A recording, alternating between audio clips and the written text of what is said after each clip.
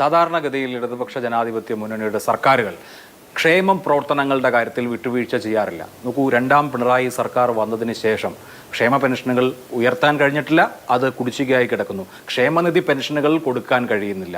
അപ്പോൾ ആശാ വർക്കർമാർ ഓണറേറിയം ഉയർത്തണമെന്ന് ആവശ്യപ്പെട്ട് സമരം ചെയ്യുകയാണ്.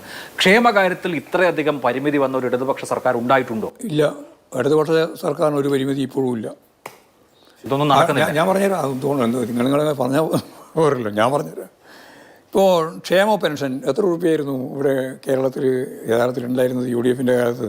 10 കൊല്ലം മുമ്പാണ്. 10 കൊല്ലം മുമ്പാണ്. അതിന് ശേഷമാണ് ഞാൻ പറയുന്നത്. ഇപ്പോഴാണ് പറയുന്നത് 600 രൂപ ഉണ്ടായിരുന്ന സ്ഥലത്താണ് 1600 രൂപയായിട്ട് വർദ്ധിപ്പിച്ചത്. അന്ന് 28 മാസം വരെ കുടിശ്ശികയായിരുന്നു. 28 മാസം വരെ 2 കൊല്ലത്തിലധികം കുടിശ്ശികയുണ്ടായിരുന്നു ഉമ്മൻചാണ്ടി ഉള്ളപ്പോൾ. ആദ്യത്തെ നമ്മുടെ ചുമതല ആ കുടിശ്ശിക മുഴുവൻ കൊടുത്തു തീർക്കുക എന്നുള്ളതായിരുന്നു. ആ കുടിശ്ശിക മുഴുവൻ കൊടുത്തു തീർത്തിട്ട് 1600 രൂപയാക്കി. എന്നിട്ട് ഞങ്ങൾ പറഞ്ഞു 1600 വർദ്ധിപ്പിക്കാൻ തന്നെയാണ് ഉദ്ദേശിക്കുന്നത്. അതുപോലെ തന്നെ എല്ലാ പാവപ്പെട്ട ജനവിഭാഗങ്ങളുടെയും അവരുടെ സേവനം കൃത്യമായിട്ട് കൈകാര്യം ചെയ്യുമ്പോൾ അതെല്ലാം അവർക്ക് അനുകൂലമായ രീതിയിൽ കൈകാര്യം ചെയ്തു പോവുക എന്നുള്ളത് തന്നെയാണ് ഉദ്ദേശിച്ചിരുന്നത്. ഇപ്പോഴും അത് തന്നെയാണ് ഉദ്ദേശിക്കുന്നത്. കഴിഞ്ഞ സർക്കാരിന് റവന്യൂ ഡെഫിസിറ്റ് ഗ്രാന്റ് കിട്ടി, അതുപോലെ തന്നെ GST നഷ്ടപരിഹാരം കിട്ടി. ഇതൊന്നുമില്ല ഇപ്പോൾ. ശരിയാണ്. അതുപോലെ തന്നെ അത്തരത്തിലുള്ള സഹായം, അത് പക്ഷേ കാലപരിധി നിശ്ചയിച്ച ധനകാര്യ കമ്മീഷനാണ് റവന്യൂ ഡെഫിസിറ്റ് ഗ്രാന്റ് തീരുമാനിച്ചത്. GST നടപ്പാക്കിയപ്പോൾ തുടർന്ന് 5 വർഷം എന്നുള്ളതായിരുന്നു ഈ പറഞ്ഞ GST നഷ്ടപരിഹാരം. ഇതൊക്കെ സ്വാഭാവികമായി അവസാനിച്ച കാര്യമാണ്. സ്വാഭാവികമായിട്ട് അവസാനിക്കാൻ പാടില്ലല്ലോ. റവന്യൂ കമ്മി നടത്തുന്നതിന് വേണ്ടി തരാതിരിക്കുന്നത് എന്തിന്റെ അടിസ്ഥാനത്തിലാണ്?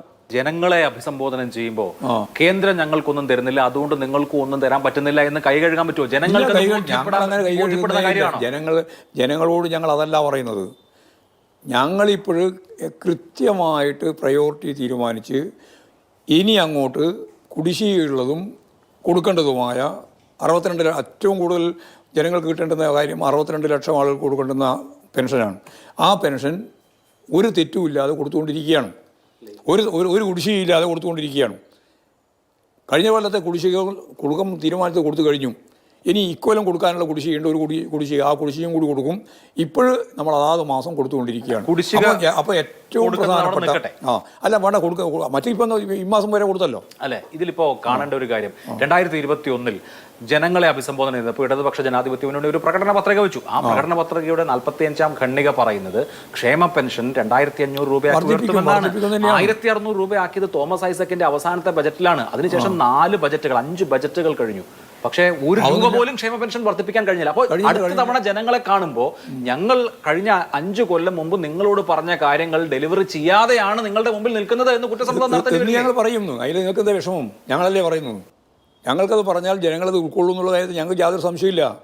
കാരണം കേന്ദ്ര ഗവൺമെൻറ് കേരള ഗവൺമെൻറ്റിനെതിരായിട്ട് നടത്തിക്കൊണ്ടിരിക്കുന്ന ഈ സാമ്പത്തിക ഉപരോധത്തിൻ്റെ ഭാഗമായി ഞങ്ങൾ 2500 രൂപ കൊടുക്കാൻ തീരുമാനിച്ചതിൻ്റെ ഭാഗമായിട്ട് തീരുമാനിക്കേണ്ടുന്നത് സാമ്പത്തിക പ്രതിസന്ധിയുടെ ഭാഗമായിട്ട് തീരുമാനിക്കാനാവുന്നില്ല എന്ന് ഞങ്ങൾ ജനങ്ങളോട് പറയും. അത് പാർട്ടി സർക്കാരിൻ്റെ ഒരു കുഴപ്പമായി കാണുന്നുണ്ടോ? അതായത് ജനങ്ങൾക്ക് നൽകിയ വാഗ്ദാനം പാലിക്കാതെ പോയി ജനങ്ങളും കാണുന്നില്ല, ഞങ്ങളും കാണുന്നില്ല. ഗവൺമെൻറ്റിൻ്റെ കുഴപ്പമല്ല അത് കേന്ദ്ര ഗവൺമെൻറ്റിൻ്റെ ബോധപൂർവമായ കേരള ഗവൺമെന്റിനെ തകർക്കാൻ വേണ്ടിയുള്ള ബോധപൂർവമായ ഇടപെടൽ. ക്ഷേമ പെൻഷൻ മാത്രമല്ല, ക്ഷേമനിധി പെൻഷൻ എന്നുള്ളത് അംശാദായം തൊഴിലാളികളിൽ നിന്ന് വാങ്ങിച്ച് ഉള്ള സംവിധാനമാണ്. അല്ല ഒരു കർഷക തൊഴിലാളി ഉൾപ്പെടെയുള്ള നിരവധി സംവിധാനത്തിന്റെ ഭാഗമായിട്ട് കൊടുക്കുന്ന പെൻഷൻ ഒന്നും ഒരു നയാ പൈസ ഗവൺമെന്റ് വാങ്ങുന്നതല്ല. അംശാദായം വാങ്ങിക്കുന്ന ക്ഷേമനിധി പെൻഷൻ